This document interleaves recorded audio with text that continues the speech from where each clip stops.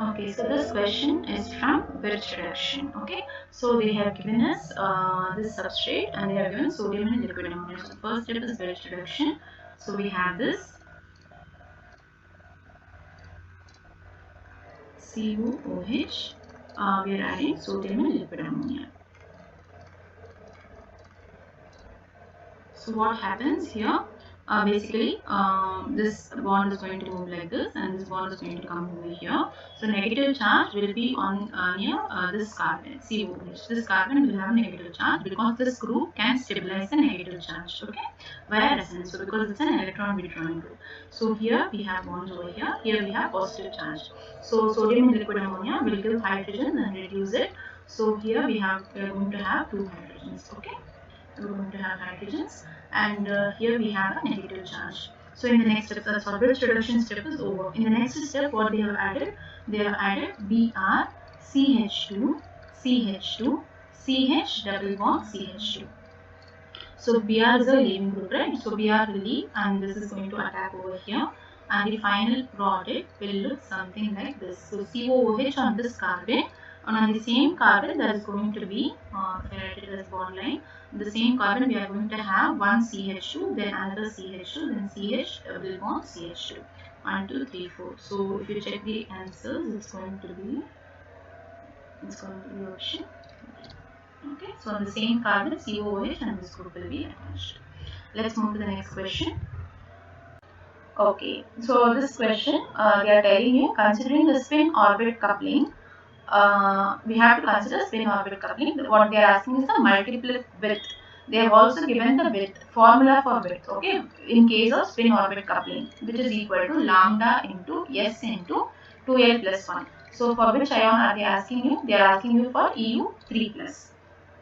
If you know the configuration of europium, then this question is very easy. See, for europium, the configuration is equal to 4f7, 5d 0 and 6s2, right? 4f7, 5d 0, 6s2. Now they are telling you europium 3 plus, so it is going to be 4f6. Okay, europium 3 plus 4f6. Just we have to find out the S value and L value. So we have 4f6. 1, 2, 3, 4, 5, 6. Okay. Now, if we call it first, let's find out the S value. So, what is it? This we can write it as for ground state only, right? So, we can directly see there are 6 unpaired electrons. So, the 2s plus 1 value is going to be 7. 2s is equal to 6 and S is equal to 3. Okay, S is equal to 3. Or you can do it as S1 plus S2 to S1 minus S2 as well. So, S is going to be 3. If you consider L value over here, this is plus 3, plus 2, plus 1, 0, minus 1, minus 2. Okay. So 3 plus 2 plus 1 plus 0 minus 1 minus 2. Okay. So what do we get? We get 3. So L is equal to 3. Just substitute it, you will get the answer. So the width becomes, the multiplied width becomes lambda into S value is equal to 3 and 2 into 3 plus 1. So what is it? 6 plus 1, 7, 7 3s are 21. So it's going to be 21 lambda. So the answer is option B. Let's move to the next question. Okay, so in this question is from MOSFET spectrum. They have given, they have talked about FeCO5. Okay, for FeCO5, MOSFET spectrum of FeCO5 at liquid nitrogen temperature in the presence of a field gradient and taking into effect the quadrupole interaction, and they have given you the value of ground state and excited state. So they are asking you what would be, okay, the in taking into account the quadrupole interaction, what would be the electric field gradient, number of lines that we will get in electric field gradient. Okay, so they have given I ground state is equal to half and excited state I is equal to 3 by 2. We know the rule. We have to know the rule. Okay, so what is the rule? Delta ml is equal to plus or minus 1 comma 0. So this is the rule. Okay, this is the selection rule. Okay, so what can I write? Now in presence of electric field gradient, this is going to split, right? This is going to split. How will it split? This is going to be plus or minus 3 by 2 and plus or minus 1 by 2. Okay, the excited state. Similarly, the ground state will be plus or minus 1 by 2. So what are the possible transition? So 1 by 2 to 1 by 2 is one possible transition because the change in spin will be equal to 0. Similarly, 3 by 2 to 1 by 2 is another possible transition. So how many lines do we observe? We observe 2 lines. So the answer is going to be a doublet. So just check which answer is having a doublet. So option C. Okay, third one. Let's move to the next question.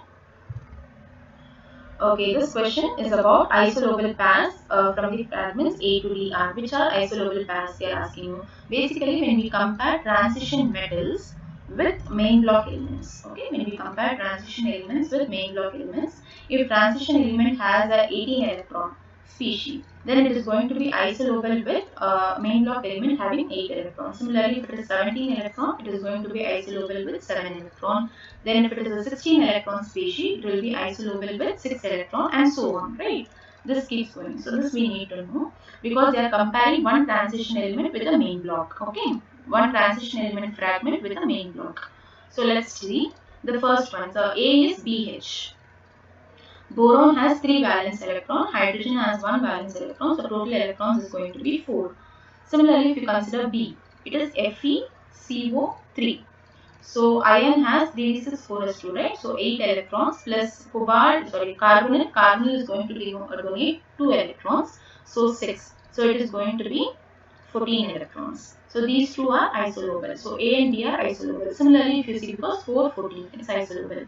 C is phosphorus. Phosphorus has a valence shell with 5 electrons. Similarly, D, if you check, it is CO thrice. Okay. So cobalt, it is having 9 electrons in its valence shell, and carbon is going to donate 2 electrons, so 6. So it's going to be 15 electrons. So this is isolobal with this. So A and B forms one pair. Similarly, C and D forms another pair. So the answer is option B. That is second one. Second option. Let's move to the next question.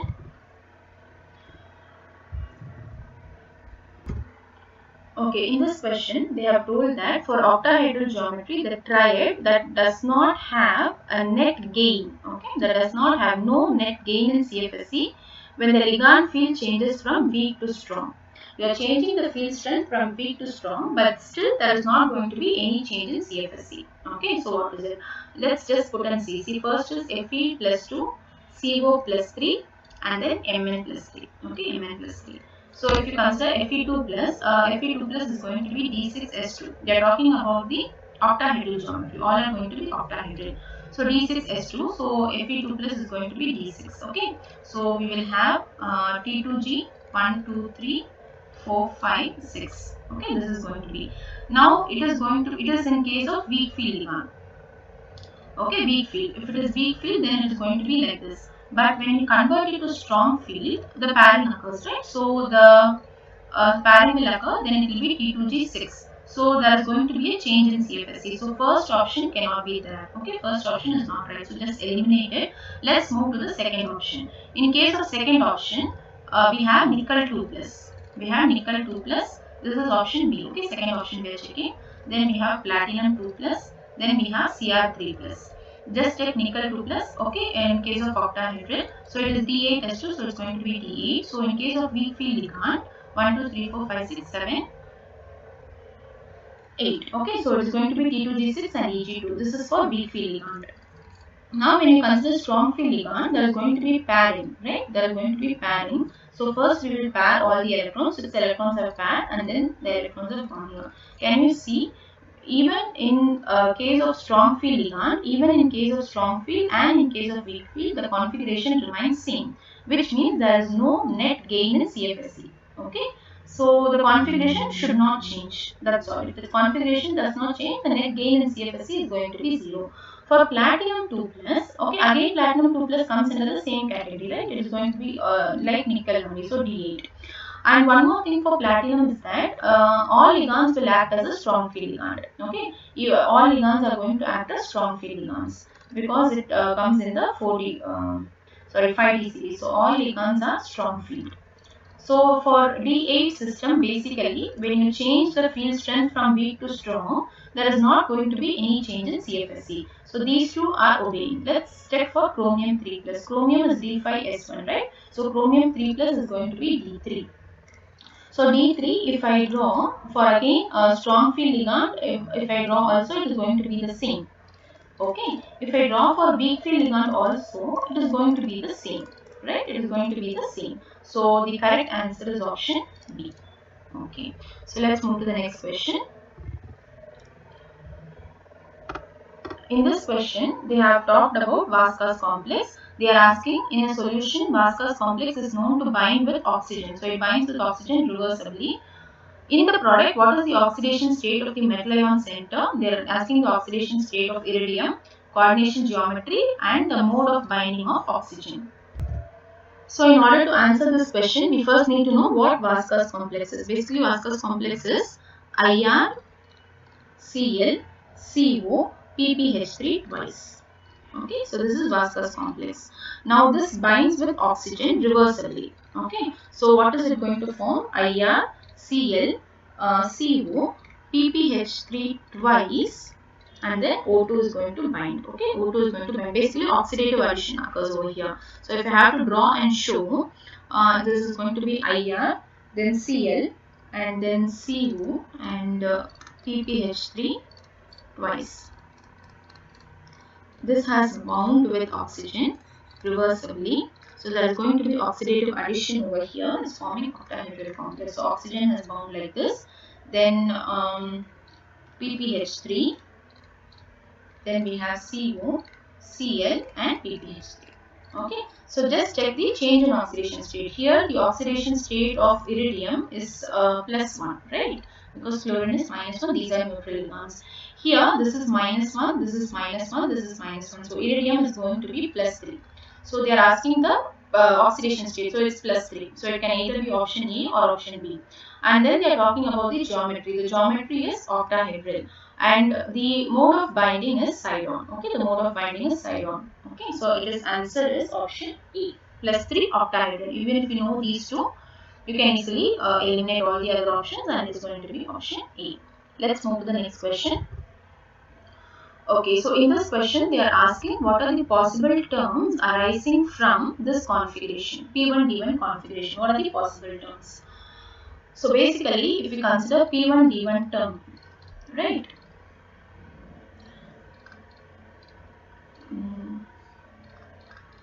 We have it like this, right? So if you consider the S value, possible terms, we have to find out S and L value, right?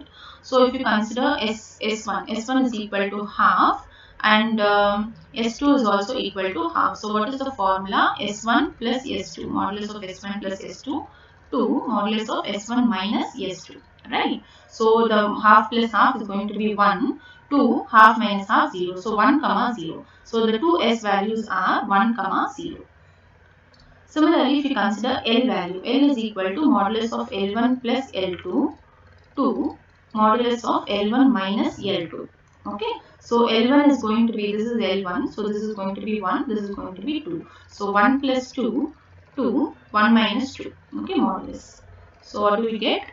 3 comma 2 comma 1. Okay, so we have 3 L values. Now what is the corresponding 2s plus 1 value? 2s plus 1 is equal to 3 and 2s plus 1 is equal to 1. So what are the possible terms? The possible terms are either it can be for this way correspondingly, if you write, it is going to be P, this is D, and this is F. So what are the possible terms? The possible terms are either it can be triplet F, okay, or it can be triplet D, or it can be triplet P. The other possibility is with singlet state, singlet F, singlet D, singlet P. So if you check the options, first one cannot be, okay. In all other options, all others are possible. All others are possible. But the answer key that was released from CSIR had given option D as the answer. But actually, all these three terms are possible. Okay. When they are correcting and releasing, then only we can move. So all these three are possible. Okay. So let's move to the next question. Okay. So in this question, they are asking, it's from block elements. They are asking the ground state term symbol for this PR3 plus. Okay. So we need to know the configuration PR. Okay, promethium. They are asking the ground state term symbol. So for promethium, the configuration is 4f3, 5d0, and 6s2. Okay. So for PR3 plus, the configuration becomes 4f2. Right? The configuration becomes 4f2. So if we draw 1, 2, 3. Okay, sorry, 1, 2, 4f2, right? Okay, so let's write here it is going to be 3, 2, 1, 0, minus 1, minus 2, minus 3. If we have to find out what is 2s plus 1, the 2s plus 1 value is there are 2 unpaired electrons, so 2s plus 1 is equal to 3. Okay, next is because they are asking ground state term symbol. Next we have to find out L value. L value is 3 into 1 plus 2 into 1. Okay, so 3 plus 2 is going to be 5. Now, if you consider 0, 1, 2, 3, 4, 5, the corresponding L values are 0, 1, 2, 3, the corresponding terms will be S, P, D, F, G and H. So, for L value equal to 5, the term is going to be H. So, it's going to be H. So, we have triplet H. Now, we have to find out J value. J is equal to L minus S if it is less than half it. So, since it is less than half it, it is L minus S. Now what is S value? 2s is equal to 2 and S is equal to 1. Okay. L value is 5 and S value is 1, so it is going to be 4. So triplet H4 is the ground state term symbol, triplet H4. So it can either be option A or it can be option D. They are also asking us to find out the G value. G is equal to the formula is 3 by 2 plus S into S plus 1 minus L into L plus 1 divided by 2J into J plus 1. So this is the formula. So when we know all the values, we can easily substitute. So G is equal to 3 by 2 plus S value is equal to 1, right? So 1 into 1 plus 1 minus L value is equal to 5. So 5 into 5 plus 1 divided by J value is equal to 4. So 2 into 4 into 4 plus 1. So if we solve this, 3 by 2 plus 2 minus 30 divided by 40. Okay, so what do we get? We get 3 by 2 minus 28 by 40. So we can simplify it. 3 by 2 minus 10, right?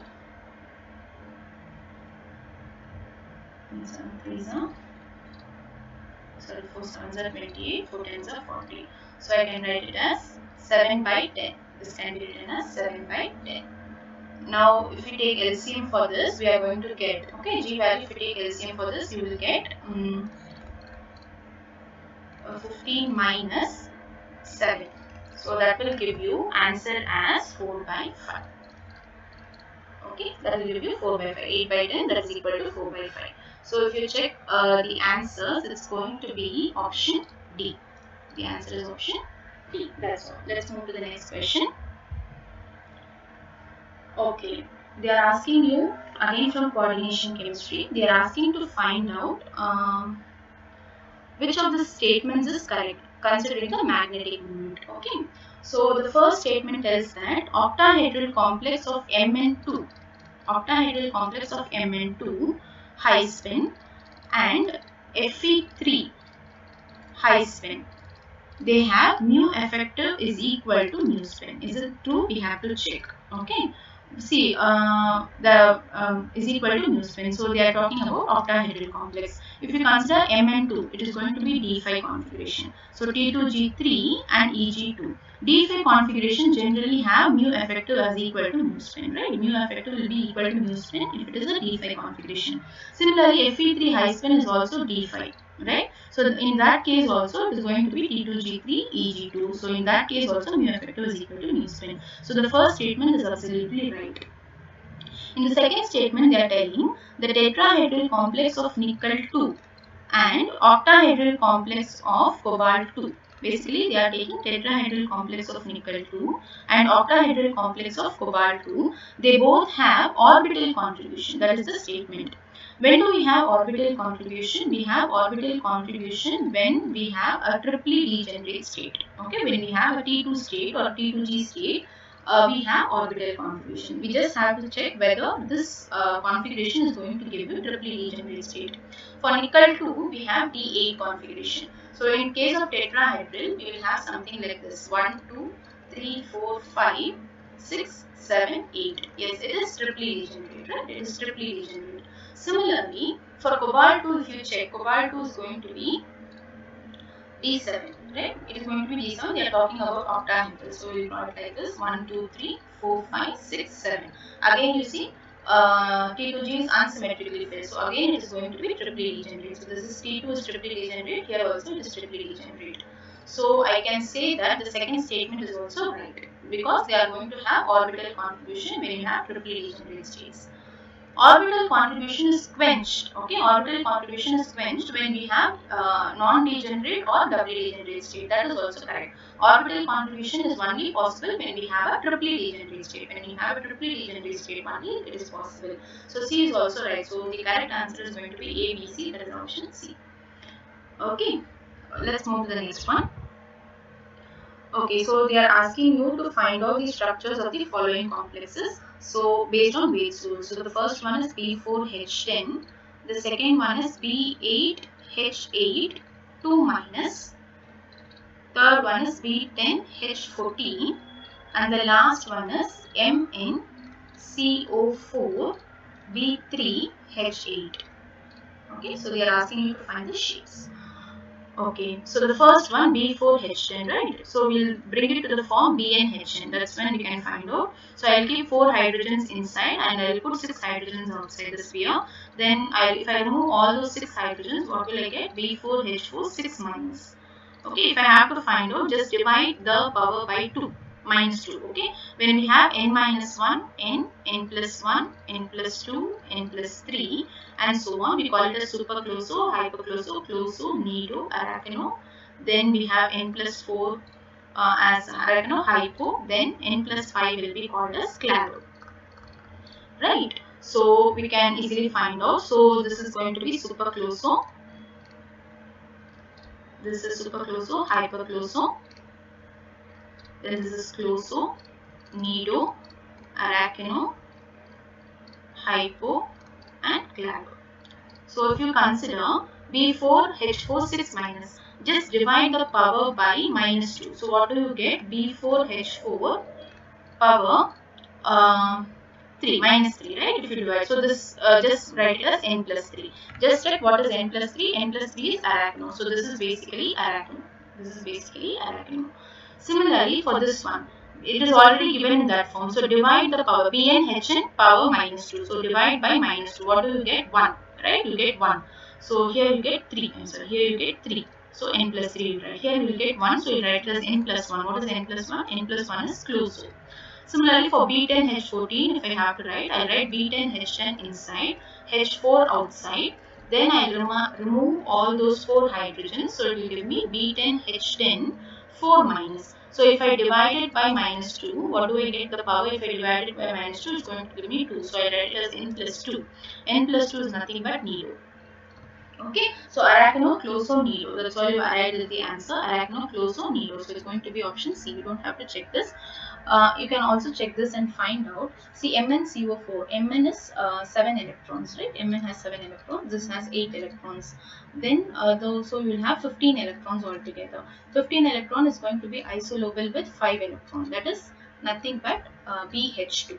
BH2 has 5 electrons, right? So you will write MnCO4 as BH2, B3H8.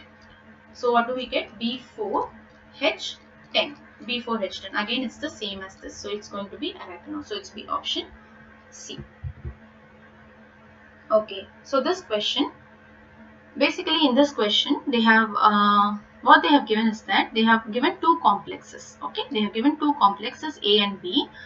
And they are asking you about the proton NMR signals. It is decoupled, okay? It is decoupled with from hydrogen and platinum. They are asking you the proton NMR signals for the different isomers of the complex. Which one is correct? They have given how many signals do we get for each of these complex isomer. So the first complex is TTBrCl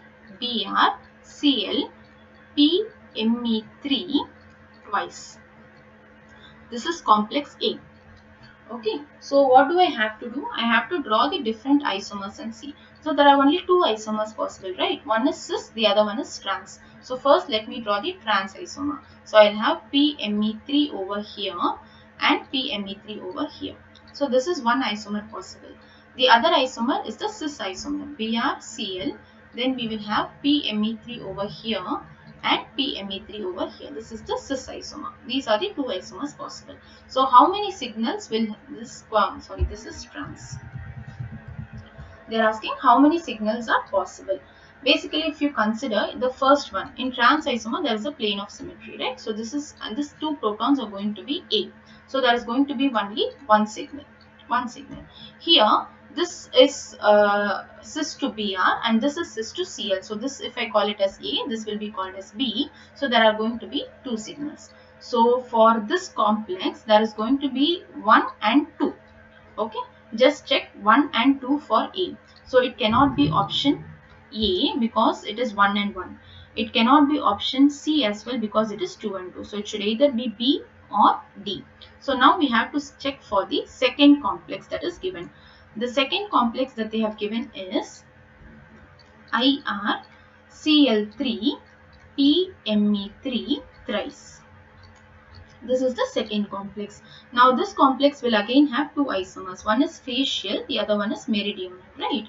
So in facial isomer, how will I write? I have PMe3. Okay, in facial isomer, I'll write it like this. Okay, this is facial isomer Cl3. This is facial isomer. And another one is the meridional isomer. In meridional isomer, PMe3 will be over here. The third one will be over here, and then we will have Cl, Cl, Cl. Okay, this is the meridional isomer. Now, if we consider the facial and meridional isomer, in facial isomer, all these three are going to be the same. Okay, so all will be A. So they all are going to give you only one signal. They are going to give you one signal. Whereas in meridional, there is going to be a plane of symmetry from. The plane of symmetry is from here. The plane of symmetry is from here. So if this is A, then this will be A, but this is going to be B. So how many signals? There are going to be two signals. So this will give two signals. This is 1 and this is 2. So again for this, there is going to be 1 and 2. So if you check, this is going to be 1 and 2. For B also, there is going to be 1 and 2. So it is option B. Let's move to the next one. Okay, in this question, they are telling, consider the following with regard to gas chromatography. Okay, so choose the correct answer from the options given below. So which term is best suited for gas chromatography? The term that is best suited for gas chromatography is partition coefficient. So option C. And Demeter equation and electron capture. Critical temperature is not a term which we use it for gas chromatography. So the answer is going to be A, B, C. That is option D. Next one. Okay, so that's all for this video. Thank you so much for watching.